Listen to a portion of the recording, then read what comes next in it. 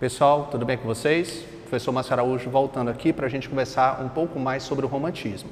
O que é que a gente viu até agora? A gente viu que o romantismo foi um movimento que aconteceu na Europa, que chegou no Brasil e que a gente percebeu que todas as nações que passaram por esse movimento deram a cara desse movimento. Venham aqui comigo, percebam aqui. A gente falou que o romantismo, no Brasil, a gente estuda a parte da poesia e a parte da prosa. Vocês devem ter dado uma olhada no livro de vocês e perceberam que na poesia, na literatura romântica de Portugal, a gente vai ter também gerações ou fases. Essas gerações ou fases, mesmo a gente querendo se livrar desse apoio de Portugal, a gente tem um sentimento de lusofobia, porque nesse momento a gente quer ser realmente uma nação, a gente procura uma literatura original, mas a gente ainda tem essa deficiência, a gente ainda vai pegar a base e tudo. Então, uma coincidência que a gente já percebe é que a gente vai ter essas 3 gerações também na literatura brasileira, na parte da poesia. O que a gente aprendeu? A gente aprendeu a primeira geração. A primeira geração, a gente aprendeu que vai ter uma relação indianista, nacionalista e vai ter um apego à religiosidade. Isso é marcante. Isso vai fazer com que os textos que vão ser desenvolvidos, aqueles que vão entrar no estigma de que devem pertencer à primeira geração, elas vão estar envoltas a essas características. Agora, é claro, a gente já falou em algumas aulas anteriores, que essa caixinha nem sempre comporta todos os detalhes da obra do artista. Então, o que é que os teóricos fizeram? Eu vou pegar um autor que ele vai ser o mais importante, ele vai ser o mais marcante, e ele vai ter as características que nós julgamos, os teóricos julgamos, a ciência julgando, seria a cara desse movimento. No caso, a gente vai ter aqui primeira geração, vocês lembram, nacionalista, indianista. Segunda geração é o assunto de agora. Segunda geração é a geração que vai ter 3 nomes, na verdade até 4 nomes. Você vai ter mal do século. Mal do século por quê? Porque é uma onda de depressão. A primeira marca que você vai ter dessa segunda geração vai ser uma onda de melancolia muito forte. Vamos entender o seguinte, que o movimento romântico é um movimento longo. Então a gente teve mais ou menos 50 anos no Brasil. Então em 50 anos muita coisa muda. Então a gente vai pensar que houve essa primeira geração produzindo os textos, houve toda uma idealização, houve toda uma preocupação com o amor. E a segunda geração, lendo todos aqueles textos, percebendo todos aqueles textos, começaram a dizer o seguinte, não, mas olha, não está acontecendo isso, Essa idealização que se propõe o romantismo nesse primeiro momento não está funcionando comigo. Então, por não estar funcionando, eu não vou escrever isso. E isso daí vai ser marca dessa segunda geração, que a gente pode dizer até uma segunda geração meio que dissidente do movimento original do romantismo, mas eles vão pregar essa visão. Percebam, mal do século, pessimista ou ultrarromântica. Esses são os nomes que vão ser colocados. A gente tem até um 4º nome para vocês, geração byroniana. Lembra que teve Lord Byron? Então, Lord Byron, ele é influenciador da segunda geração, mas percebam que na terceira geração nós temos Castro Alves, que ele vai, por exemplo, traduzir poemas de Lord Byron. Então, na verdade, todos liam todos os textos, mas quando se ia produzir, o objeto artístico, as suas características é que vão definir qual geração seria. É interessante saber o seguinte, que o escritor ele não sabia, eu sou da segunda geração, eu sou da primeira geração. Na verdade, o escritor produzia o seu material e a partir do tempo, ele vai ser visto pelos teóricos, os teóricos vão dizer, olha, vamos aqui enquadrar ele em determinada geração. Por isso que hoje em dia, não vai ser a vendagem de livros que vai fazer com que você seja um grande escritor. Você pode até ganhar um dinheiro hoje, por causa dessa vendagem de disco, mas não quer dizer que você entre para a história da literatura. Para você entrar nessa história da literatura, você tem que fazer algo original, que vai sair do padrão e que vai influenciar as próximas gerações. E isso apenas o tempo vai nos dizer, tá? Então a gente vai, em um segundo momento da nossa aula, a gente vai falar da terceira geração. Mas hoje vamos pensar nessa segunda geração. Segunda geração, mal do século, pessimista, ultrarromântica. Diziam que essa segunda geração ia ser também uma geração meio que adolescente. Adolescente por quê? Primeiro, eles eram muito jovens, haveria uma possibilidade também de uma morte muito cedo, não que eles quisessem essa morte, Apesar deles falassem sobre o assunto da morte, não necessariamente eles desejavam que essa morte viesse para eles. A gente tem que entender o seguinte, que existe o autor e existe também o eu lírico. Por exemplo, Álvares de Azevedo, ele é o autor. O eu lírico de Álvares de Azevedo pode clamar diversas vezes sobre a morte, pode desejar que essa morte venha e tudo, mas não quer dizer que quando essa morte chegasse para o autor ia achar bom, né? Então não era uma onda suicida, na verdade é uma estética, é um inconformismo. Eu não acredito no que está sendo colocado lá e a partir disso daí eu vou tentar desenvolver outra postura. Isso tudo aí é estética, tá bom? Venham aqui comigo, a gente vai pegar desse primeiro momento e a gente vai chegar até essa fase aqui, essa fase que seria a segunda fase e a gente tem algumas marcações. Percebam aqui, segunda fase, o nome Mal do Século. Quero frisar que esse termo mal do século também pode ser confundido com doenças, com pestes que aconteceram na época, mas quando a gente pensa em mal do século dentro da literatura, o que é que você vai pensar junto comigo?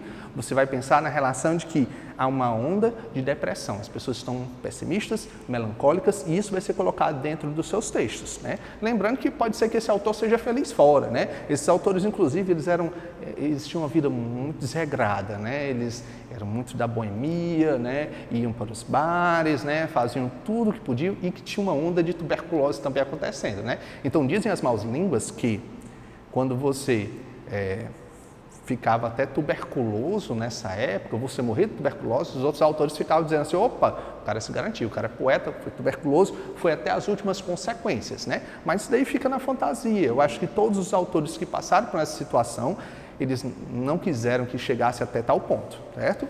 Aí você vai ter aqui mal do século, onda de depressão, veja só outro nome que é colocado aqui, ó, ultrarromantismo. Ultra, a gente pensa o quê?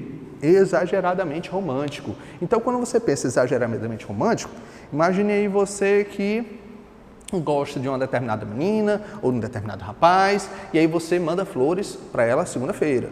Manda flores terça, quarta, quinta, sexta. Quando for sexta-feira, já não é novidade, né? Ela já não está mais querendo, ela já está achando que você está importunando a moça. Então, assim, uma atitude deveras romântica também pode atrapalhar no relacionamento. Então, o que a gente vai ter aqui, esse ultrarromantismo, é o exagero. E quando a gente pensa em exagero, a gente não pensa em algo que seria interessante, não seria legal. Então, esses ultrarromânticos, eles vão exagerar no sentimento, no egocentrismo e, por conta disso, eles acabam tocando da relação da morte, né, da melancolia e tudo, e isso aí não faria bem, tá? Vamos pegar aqui, ó, o que é que a gente tem aqui, ó? Romantismo levado às últimas consequências, últimas consequências, exagero de toda a ordem. Então eu vou falar sobre morte, eu vou falar sobre melancolia, às vezes uma relação de fuga, de evasão, eu posso falar de seres fantasmagóricos, né? Do sobrenatural, né? Aquela onda do mistério, a gente sabe que dá dentro do romantismo, isso também vai ser colocado aqui, tá? Aí você vai ter aqui, ó, sentimento, olha só como o negócio era pesado, ó.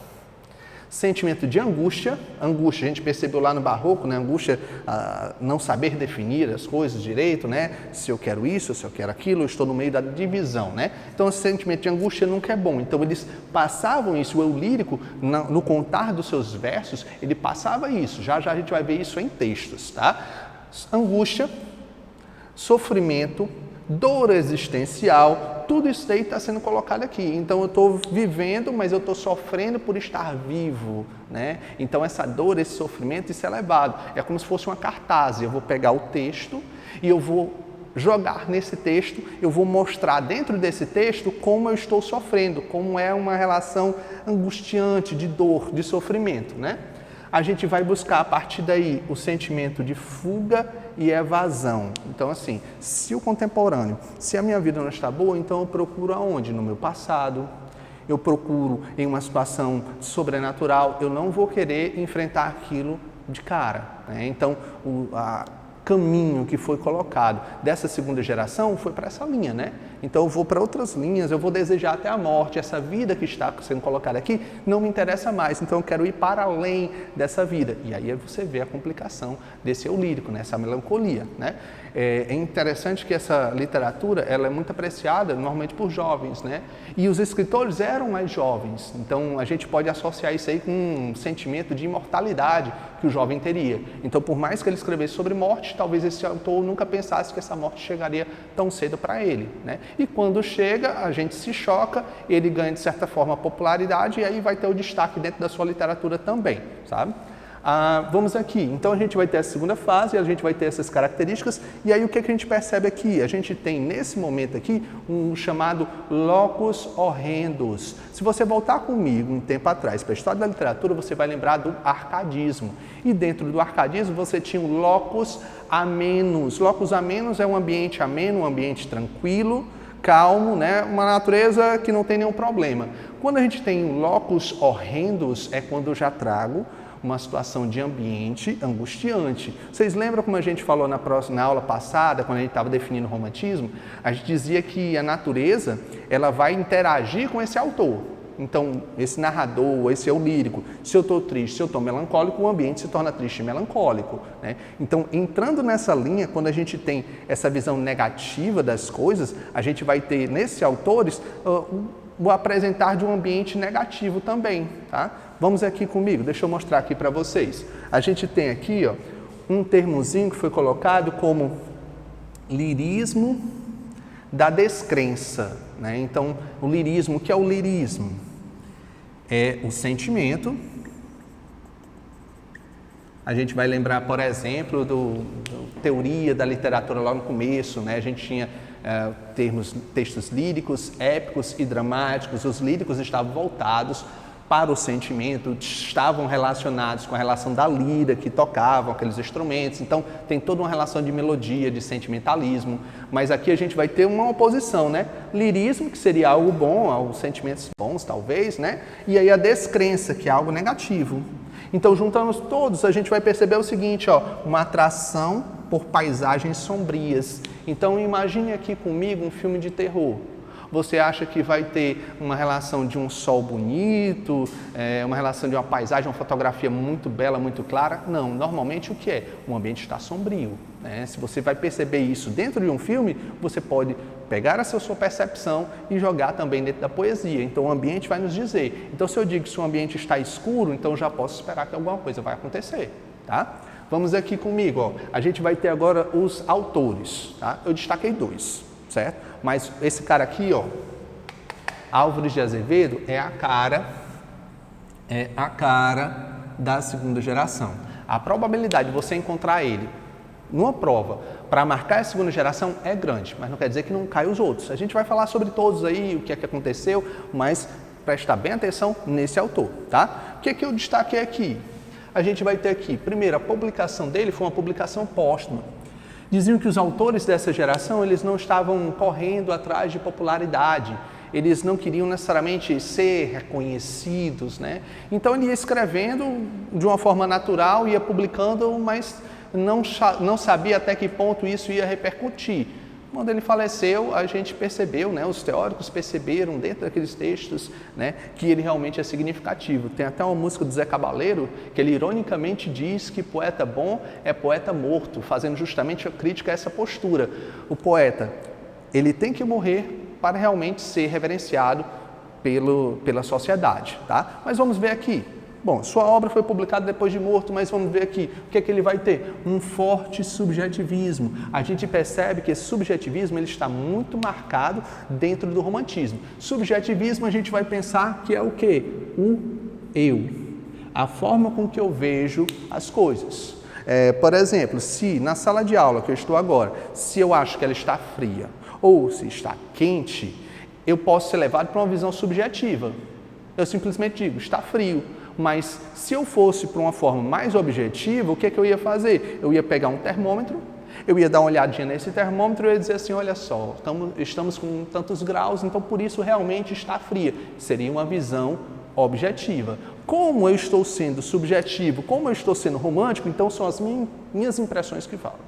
Então, se o meu eu lírico acha que aquilo dali é feio, que aquilo dali não presta, que aquilo dali é melancólico, que aquilo dali causa uma dor existencial, acaba sendo colocado para o papel. Não que seja uma verdade absoluta, mas é um sentimento. Todos os textos são levados para uma carga forte sentimental, subjetiva. Você vai ter o seguinte, ó. Olha a tristeza. Felicidade e realização amorosa são impossíveis de acontecer, né? A gente pode até brincar. Existe o eu lírico e existe a musa. A gente entende isso, né, pessoal? Vamos ver aqui, ó. Vem aqui comigo, pegar aqui um pouquinho da lousa, tá? A gente tem aqui o eu lírico e a gente tem a musa. O que é que acontecia? O eu lírico, quando ele olhava para a musa, na primeira geração, ele dizia, olha que mulher bonita, mas ele nunca ia ter contato com ela e ele se guardava. Isso assim, o eu lírico dizia, olha, eu não vou namorar com ela porque ela é muito bonita e tudo, mas eu também não vou namorar com mais ninguém. É bem radical, né? A segunda geração, o eu lírico, ele olhava, dizia, olha, eu também não posso ficar com ela, eu vou ficar olhando ela de longe, mas eu posso namorar com outras moças que não seriam a musa, mas que eu teria um certo afeto por elas. Então, nesse momento, vai ser um amor inatingível, por quê? Porque a mulher que eu desejo, eu não posso tê-la. Ela é longe de mim, eu não chego perto dela, não tem como isso acontecer, certo? Quando você vai ter a terceira geração, a gente já tem uma aproximação do eu lírico com a relação amorosa, com a musa, né? Então eles já namoram, já se encontram. Então vem aqui comigo, voltando aqui para essas características. Então a gente vai ter o seguinte, ó, felicidade e realização amorosa não vai acontecer. Eles, ó, só na tristeza, né? Eles vão ficar só na tristeza. Alves de Azevedo vai dizer também o seguinte, ó, o eu lírico, ele é depressivo, indo para a fuga do sonho e do devaneio. Então, assim, o que justifica, por exemplo, eu falar de um ser que foge às leis da natureza, um fantasma, por exemplo? A ciência diz que fantasmas existem? Não diz, né? Então, se eu vou dizer aquilo dali, se eu vou mostrar aquilo dali, então eu vou partir para o sonho. E o detalhe é que as musas, elas tinham feições cadavéricas, né?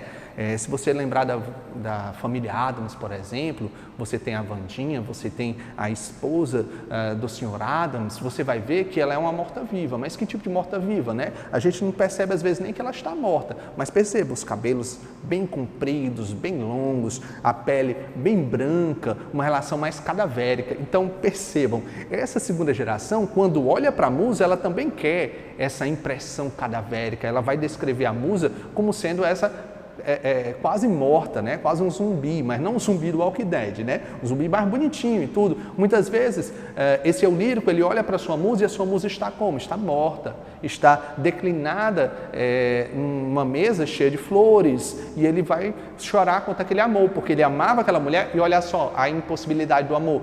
Eu não fico mais com ela, por quê? Porque ela está morta, ela está longe, tá? Venham aqui comigo, percebam, a gente vai ter uma visão pessimista durante a vida, a gente vai ter ele como sendo o maior representante, né? Pensou a segunda geração, Álvares de Azevedo, o maior representante dessa geração. E a gente vai ter o seguinte, ó, esse vai ser Álvares de Azevedo, tá? Outro autor, para a gente não falar só em um, a gente trouxe outro para vocês também, tá? Venham aqui comigo, lá pro cantinho da lousa. A gente vai ter um rapaz chamado Casimiro de Abreu, sabe? Mas Casimiro de Abreu, percebam, a exaltação da pátria, exaltação da pátria tem na obra do cara, mas isso não é marca da segunda geração. Lembra a reflexão que eu falei para vocês? Eu disse o seguinte, ó, tem uma caixinha, o teórico bota o autor aqui dentro dessa caixinha, mas a sua literatura ela é muito viva, ela pode sair da caixinha a hora que ela quiser, certo? Então percebam, ele vai ter exaltação da pátria, não entra. E isso daqui, traços fundamentais, isso daqui entra, ó.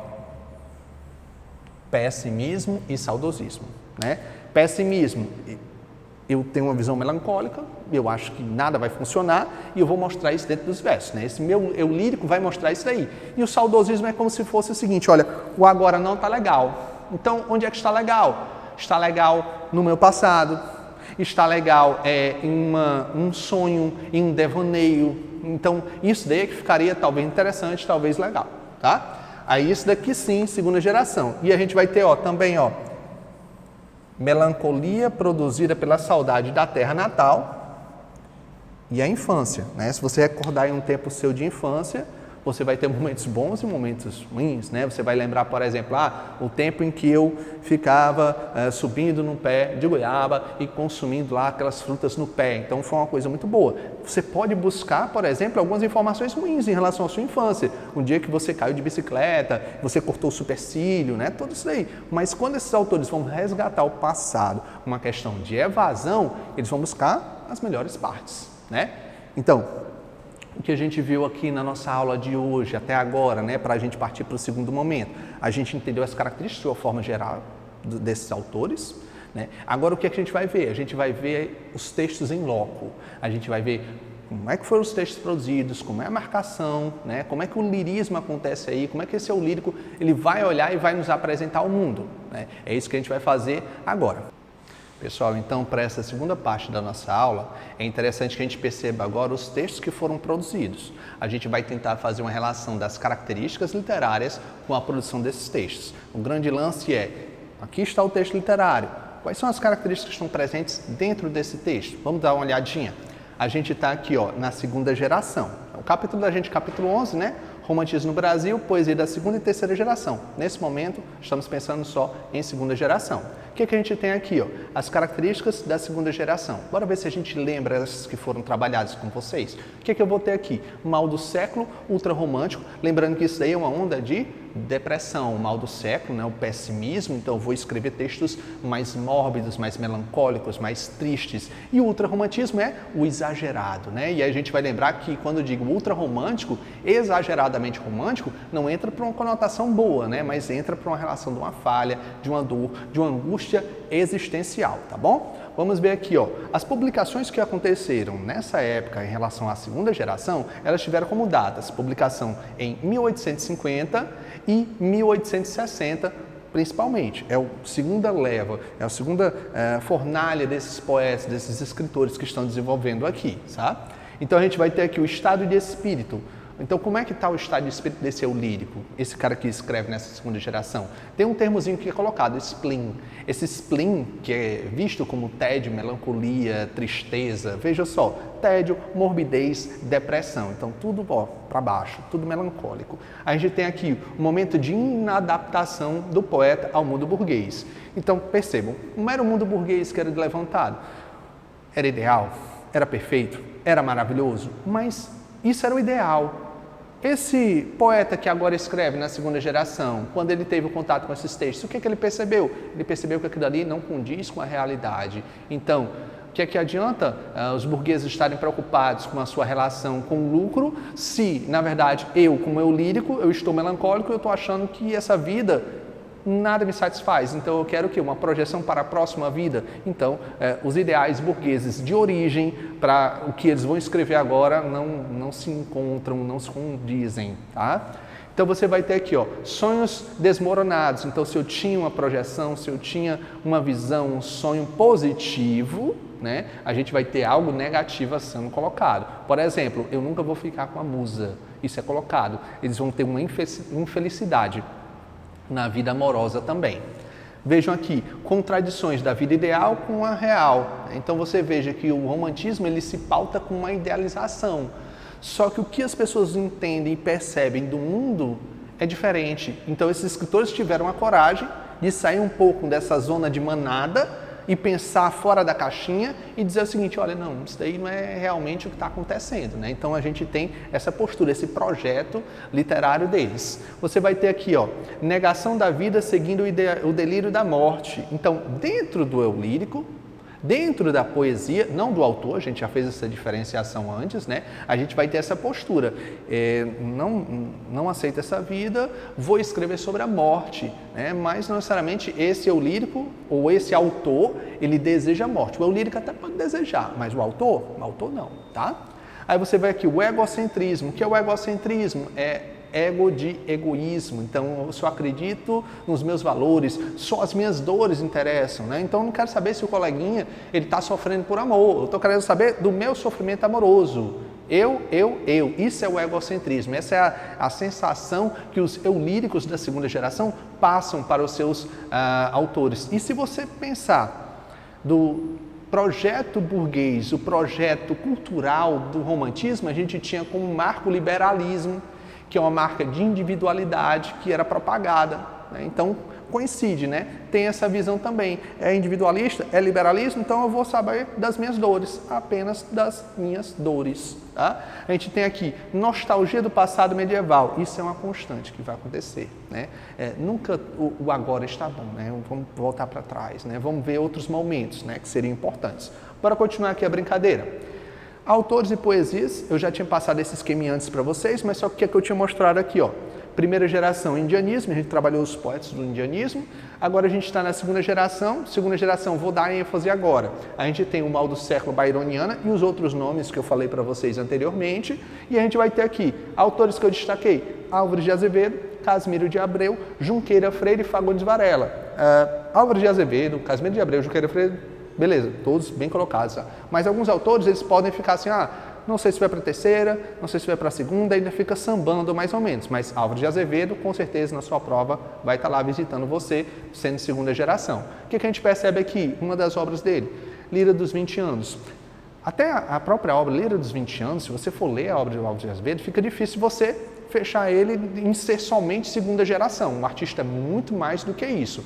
Mas dá para você entender direitinho qual é a vibe, como é que ele escrevia. E dentro dos autores, o que mais fechava nessa caixinha do que seria a segunda geração, seria ele. O que a gente destacou? Principal poeta dessa geração e próximo ao romantismo europeu. Professor, mas não tinha o lusofobismo? Ele disse, é uma tentativa de se livrar dessa influência europeia, mas é claro que a gente não vai conseguir de uma hora para outra. Sabe onde é que realmente a gente vai conseguir isso efetivamente? Porque assim, a gente tem no romantismo a teoria, eu não quero seguir os modelos europeus, mas na prática, de certa forma eu sigo, né? Porque em Portugal a gente tinha 3 gerações, e no Brasil a gente vai ter 3 gerações também, né? Então os autores brasileiros liam os autores europeus, então a gente fica meio assim. Sabe onde é que a gente realmente vai ter uma independência artística e cultural? Em 1922, com a Semana de Arte Moderna. Até então, que a gente vai chamar o romantismo daqui para frente como a partir da era nacional, a gente está tentando se livrar, tá? Então no primeiro momento a gente está tentando, mas a gente ainda se apega à influência, né, pessoal? A gente vai ter Casimiro de Abreu com as Primaveras, Junqueira Freire, Inspirações do Claustro, Fagundes Varela, Vozes da América, poema épico, né? Então você percebe que ainda tem uma influenciazinha, ainda tem um arranhadozinho do clássico sendo desenvolvido aí, apesar de a gente querer se livrar. O Evangelho das Selvas, e aí a gente vai ter a terceira geração, que vai ser no próximo momento, tá bom? Vamos continuar a segunda geração. Segunda geração a gente tem aqui essa obra de arte, certo? Que eu trouxe para vocês entrarem no clima, né? Quando a gente fala muito sobre sonho, mas eu acho que talvez o termo técnico é sonho, mas talvez a gente pensasse no pesadelo. Olha aqui essa obra. A gente tem um Pesadelo de Henry Fuseli, de 1781, mais ou menos na época do romantismo, né? A gente vai encontrar isso aí como influência também. Você vê que você tem uma moça, né, deitada como se fosse no divã. Ela está, percebam a cor, tudo branco, trazendo a pureza, talvez trazendo a fragilidade, trazendo algo que seria a própria figura feminina dentro do romantismo, como numa sociedade patriarcal, que ela seria vítima de alguma coisa, e em cima a gente tem o quê? Uma criatura, que nós não sabemos. Percebam aí toda a zona de escuridão que a gente vai ter dentro dessa obra, né? A gente não vê direito a luz está centrada apenas na moça, e com certeza a gente vai ter dentro desse quadro mais escuridão do que luz. Né? A gente tem outra figura ali ao lado, além dessa figura grotesca em cima da moça, nós temos outra figura como se fosse um cavalo, pelo menos um rosto de um cavalo, que a gente não sabe direito o resto. Né?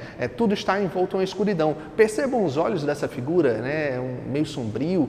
Hoje em dia, os filmes de terror, a gente vê muito assim. Quando acontece alguma coisa, aquela pessoa não está mais normal, o olho fica tudo preto. Né? Nessa época, o que a galera fez? Botou o olho todo branco. Talvez para dar o contraste dessa escuridão toda que estava sendo desenvolvida no quadro. Se botasse todo preto, talvez não funcionasse tão bem. Né? Então, a gente tem esse momento, a gente já está percebendo, né? A galera aí é pesada, a galera aí é pancada mesmo. Bora pegar aqui outra obra para entrar no clima, né? Olha só. Aqui a gente vai ter a jovem arrebatada pela tempestade, né? Então você vê uma moça, né? Você vê a fragilidade da figura feminina, ela está centrada no meio do quadro, ela está com vestes brancas, talvez trazendo a ideia da pureza, né? Pensando numa sociedade patriarcal do romantismo, ela está nas mãos dos outros e ela não tem a sua independência, né? Isso acontecia nessa época, nessa primeira metade do século XIX, né? Vejam que ao redor você não tem nenhuma pessoa para fazer companhia, você vai perceber também que a escuridão está ao redor dela também, então você tem algo bastante negativo. A gente olha para o quadro e a gente percebe o semblante de dor, de sofrimento dessa protagonista dentro do quadro, e a gente não espera fazer uma projeção que dentro do quadro, essa narrativa que talvez se continuasse, ela não vai ser uma narrativa bonita, não vai ser uma narrativa bela, né? Então a gente vai ter algo negativo mesmo acontecendo, tá? Vamos aqui continuando, aí vão começar a surgir os textos. Olha, é sempre interessante, eu falo isso para vocês, que olhar embaixo do texto qual é a referência que é colocada, tá bom? A gente tem aqui, ó, Álvares de Azevedo. Opa, tu bate aqui, Álvares de Azevedo? Ah, meu amigo, é segunda geração, romantismo, já sei. Essa memorização é útil. Para o Enem, por exemplo, posso te pedir para que você interprete um texto de um poeta como Álvares de Azevedo, e aí você, vai ser só interpretação? Vai, mas eu posso colocar alguns itens de estética, certo? Então o item A, por exemplo, pode ser relacionado à estética da segunda geração, e aí você ia saber ou não a partir desse teu conhecimento de mundo, tá? Aí a gente vai ter aqui, olha o texto aí como é pesado. Se eu morresse amanhã, viria ao menos fechar meus olhos, minha triste irmã, minha mãe de saudade morreria se eu morresse amanhã. Então olha só, ele coloca a sua morte e ele joga o sofrimento para as outras pessoas, né? Morreu, foi-se embora, né? O eu lírico sempre estava desejando isso, mas ele está vendo também o seguinte, olha, e a minha irmã? E eu te jogo, nesse momento que você, leitor, está lendo isso daí, eu jogo você esse sofrimento, né? A minha irmã viria, ia fechar os meus olhos. E a minha mãe, como é que ficaria nessa situação? Então vejam que é ultrarromântico, exagero sentimental. Olha o que a gente colocou aqui, numa possível análise literária, eu coloquei para vocês, presença da própria morte. A morte, ela está na constante, é o cotidiano, aconteceu, ponto final. Colocamos aqui a obsessão do poeta. Então esse eu lírico de Álvares de Azevedo, quantas vezes ele não falou sobre morte, ele vai continuar falando sobre ela constantemente, tá? Vamos aqui para o próximo. A gente vai ter Casimiro de Abreu. Opa, Casimiro de Abreu, a gente trabalhou também na lousa, lembra? Casimiro de Abreu, ele também tem essa onda de ser da segunda geração. Vamos ver o texto do cara. Ó, que saudade que tenho da aurora da minha vida, da minha infância querida, que os anos não trazem mais. O que é que você percebe? O texto se chama Meus 8 anos, apenas um fragmento. Então ele vai dizer o seguinte, meu amigo, naquele tempo que eu tinha 8 anos, aquilo sim era vida, não hoje. Veja a fuga, veja a evasão do poeta nessa construção. Então o contemporâneo não me satisfaz agora, o momento de hoje não é bom. Então o que é que eu vou fazer? Eu vou através do passado. Quantas vezes, pessoal, a gente não pega nossos álbuns de fotografia, se vocês ainda têm, ou os posts antigos do Instagram de vocês, do Facebook, né? Para saber, por exemplo, o que estava acontecendo aqui nessa época, olha, esse momento era tão legal, né? Então, naquele momento que você vai olhar essas fotografias, você foge da tua realidade e você vai se encontrar com outras realidades, tá? Eu coloquei aqui idealização da infância, e aí cabe a fazer aquele destaque, né? Toda vez que eu falar em idealização, eu estou falando de coisas boas, certo? Idealização do amor, eu penso que o amor é maravilhoso. Idealização da infância, eu só vou pensar no momento bom da infância, né? Você não vai pensar, por exemplo, na peia que você tomou da sua mãe porque você fez uma malinação. Isso aí você não vai pensar. Quando se pensa em idealização, não, tá? Vamos continuar aqui a brincadeira. A gente vai ter Álvares de Azevedo, olha, aparecendo, né, constante aqui dentro dos textos apresentados, né? A gente vai ter aqui, Cavaleiro das armas escuras, onde vais pelas trevas impuras, com a espada sangrenta na mão. Olha que o negócio aqui tá tenso, né? Cavaleiro, lembra cavaleiro medieval, né? Revisitação e tudo. Mas olha, é um cavaleiro que ele está no meio das trevas e está com a espada pingando sangue. Então o negócio é punk, o negócio aqui é drástico. Então o que é que você vai ter? Você vai ter uma situação que não está acontecendo agora. Ele não imagina um cavaleiro andando na rua nesse momento de primeiro início do século XIX, andando tranquilamente com essa espada sangrando, né? Então o que é que a gente vai ter aqui? Personagem insólita. Insólita não pode existir, não é concreto. Vem da onde? Da imaginação do poeta, né? Vem da imaginação do escritor. Dentro do romantismo, essa imaginação já era bem-vinda, já era utilizada, procurando até trazer uma certa identidade, mas quando se pensa em segunda geração, esse insólito e essa imaginação vem criar seres que aparentemente não existiriam no nosso mundo real, pelo menos não naquela época que está sendo escrita, tá bom? Vamos aqui brincando. Álvares de Azevedo, é bom a gente destacar, saber sobre o rapaz. A gente tem poeta mais representativo, Musicalidade, os textos dele, se a gente for pegar, a gente lendo em voz alta, a gente percebe que há um ritmo, há um desenvolver, né, dentro da sua literatura de uma certa musicalidade, não que seja uma música, mas que há essa visão de musicalidade, né? Visão desencantada do mundo, isso fica claro demais pra gente, né? Ele sempre está olhando o mundo de uma ótica de que, cara, é tão triste, né? Uma hiena meio que, não sendo sorridente, mas sendo triste mesmo, né? Aí vem aqui o pessimismo, marca forte, morbidez, idealização e sentimentalismo. Esse sentimentalismo é um sentimentalismo negativo, né? Ele olhar e dizer, oh meu Deus do céu, o negócio não está dando certo, ou algo desse tipo. Amor nunca chega a se concretizar, que é uma tristeza para esse eu lírico, né? O autor pode ser que tenha encontrado o amor dele e tudo, apesar de ter morrido cedo. Mas pode ser que ele tenha encontrado, mas o eu lírico não, o eu lírico está fadado. Ele pode até namorar com outra menina, mas a musa mesmo ele não vai ter, né?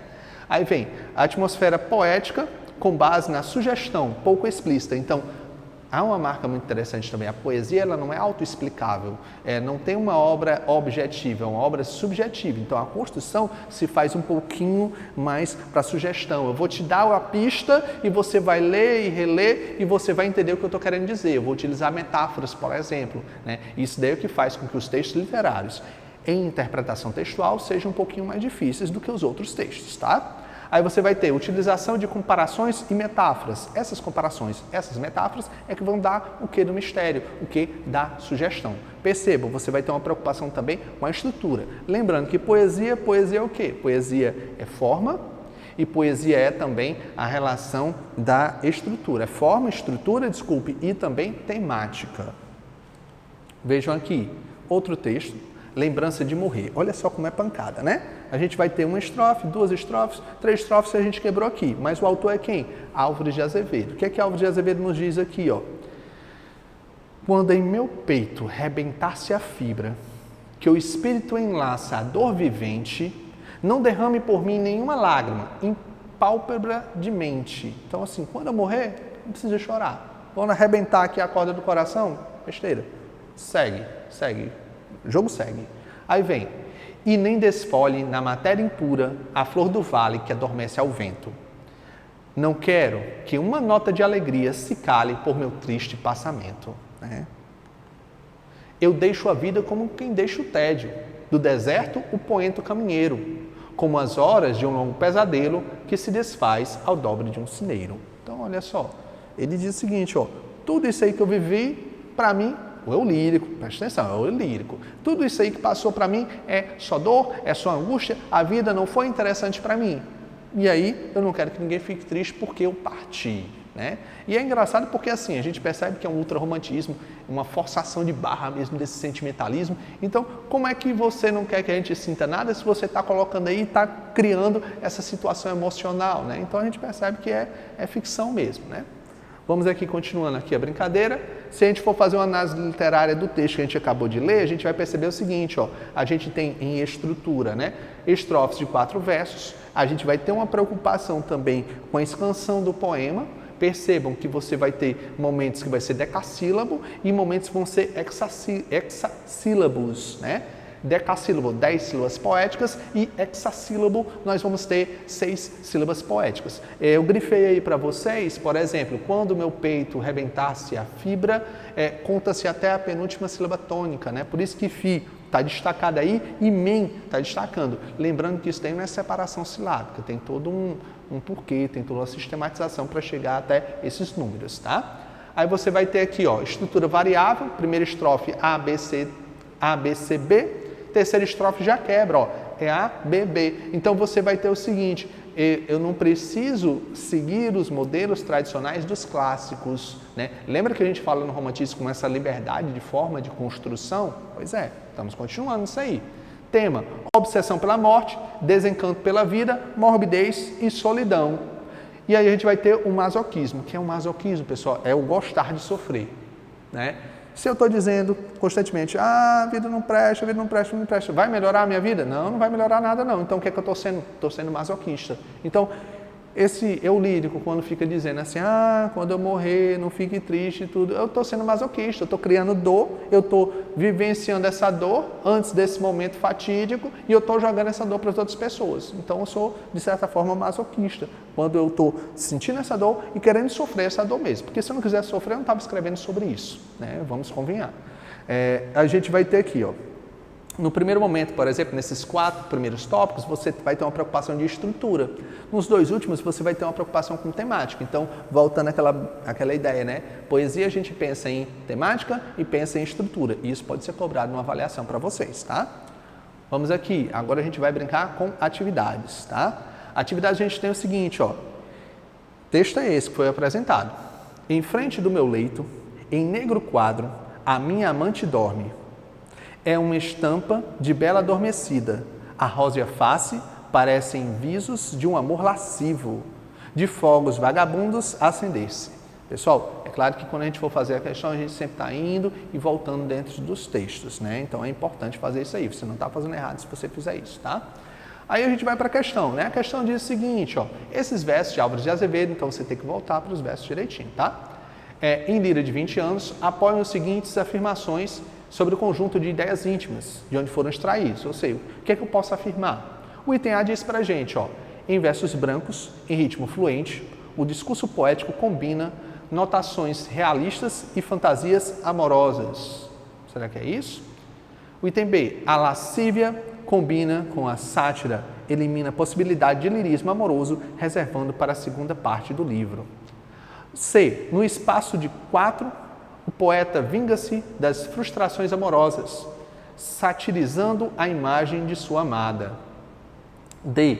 Imaginando-se pintor, o poeta vai esboçando em um quadro das figuras da virgem romântica e da amante calorosa.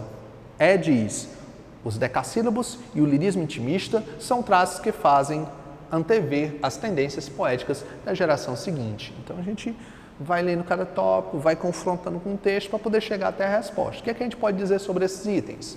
Primeiro, esses versos apontam a seguinte afirmação. Percebe que eu grifei, eu sempre grifo para poder focar. Isso é interessante porque às vezes você está cansado, né? E aí você não consegue se concentrar e se você grifar o negócio funciona melhor, tá? O item A seria o item correto. Eu não posso dizer que está errado. Está dizendo o seguinte, ó, em versos brancos, ou seja, sem rimas, em ritmo fluente, o discurso poético combina notações realistas e fantasias amorosas. Então, um momento ele está olhando a mulher que realmente está lá, em outro momento ele está fantasiando o que vai acontecer, os amores, as possibilidades de um passado ou de um futuro. O item B diz, a lasciva combina com a sátira. Pessoal, a gente não encontra nesse poema o tom de sátira, o tom de ironia. Ele não está querendo humilhar, por exemplo, a amada. Então, o item B não funciona. O item C diz, no espaço do quarto, o poeta vinga-se das frustrações amorosas, satirizando a imagem de sua amada. Ele não está detonando a figura da amada, né? Da musa não está falando mal dela, não. O item D diz, imaginando-se o pintor, o poeta vai esboçando em um quadro das figuras da virgem romântica e da amante calorosa. Eu não posso dizer que nesse momento eu estou vendo a virgem romântica, né? Essa informação não fica clara dentro do fragmento que foi nos dado. E o item E diz, o decassílabo, primeiro não vai ser em decassílabo, né? Do lirismo intimista são traços que fazem antever as tendências das poesias da geração seguinte. Outra coisa, a ideia é o seguinte, por que é decassílabo? Vai querer nos mostrar que já era da próxima geração? Decassílabo só pode ser da terceira geração, não é desse jeito que funciona, tá? Então, assim, a gente vai já voltar, né, numa próxima aula, para a gente dar uma olhada sobre a terceira geração. No momento a gente fecha esse momento, pensando em segunda geração, peço para que vocês vão até os livros e tentem resolver algumas questõezinhas para poder reforçar tudo aquilo que a gente viu. Então, pessoal, até já.